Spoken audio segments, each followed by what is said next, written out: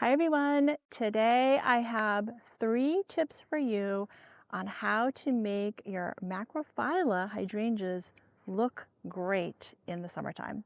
So today we're talking about macrophylla hydrangeas. So they may be purple, pink, or shades of blue depending on your pH. I'm really excited to be out here sprucing them up because the hydrangeas are definitely one of my favorite flowers. I'm in New England in zone 6B, and I just want to walk you through 3 easy ways you can spruce them up and make them look their best and their healthiest in the heat of the midsummer. So I'm here with Bloomstruck, and I'm also going to be working on my Endless Summer Blues in a little bit as well, which you may have seen in some previous videos. But this is one of the big hydrangea questions I get this time of year, is people start getting really concerned because their blue hydrangeas tend to look a little crispy. So before we get to the 3 tips, I just want to give you a side note on that. So your blue hydrangeas really don't love to be in full sun or hot afternoon sun. So if they can be in some dappled shade, that is really ideal for them. They're still going to do spectacular, and they're going to love you even more because they really start melting and getting crispy in the hot sun, as you can see here. So my Bloomstrucks here are planted more on the north side of the house, but they do get a little bit of afternoon sun where they are right here.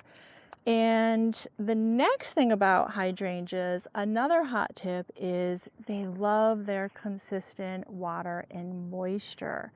So make sure you're giving them plenty of water. They'll actually let you know when they need to be watered this time of year because they'll start looking a little droopy, and when you give them some water, they will immediately start to perk up. So consistent watering is key.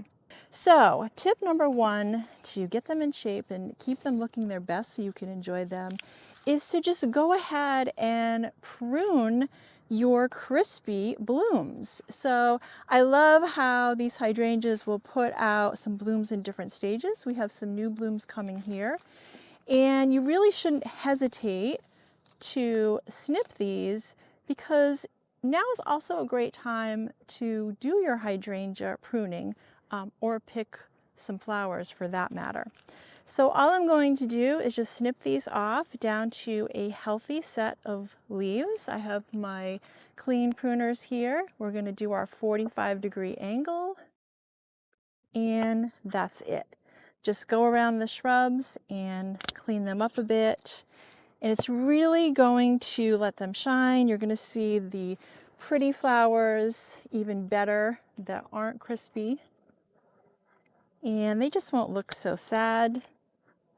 They can put their energy into some new healthy growth. So let's try to give you a close-up here of what I'm doing. So this one here has more brown than purple. So we're just going to cut right down here to some healthy leaves, and that's it. All right, let's get to the next tip. I can get out here and do a major cleanup in a little bit. I just don't want to keep you too long.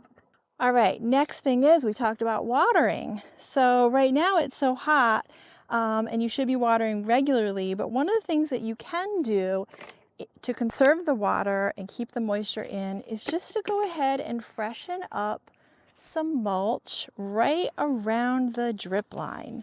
So they already do have a little bit of mulch on them, but we're going to just add a little bit more to help with our watering. So you're going to go right around the shrub, right out to the drip line, which is the outermost branches here.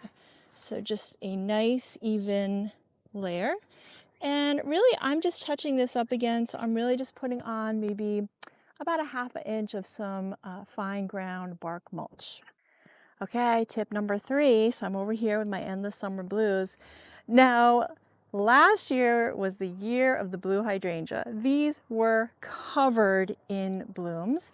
Have a video out on that, and that really has a lot to do with the conditions that we had last year. They were ideal for blue hydrangeas. So my 3rd tip is, do you see our twigs right here? So we have some dead branches, Now in the spring when I'm cleaning them out, I do cut back some of the dead branches, but I also leave some because the hydrangeas have a very soft stem, so their new growth is very soft.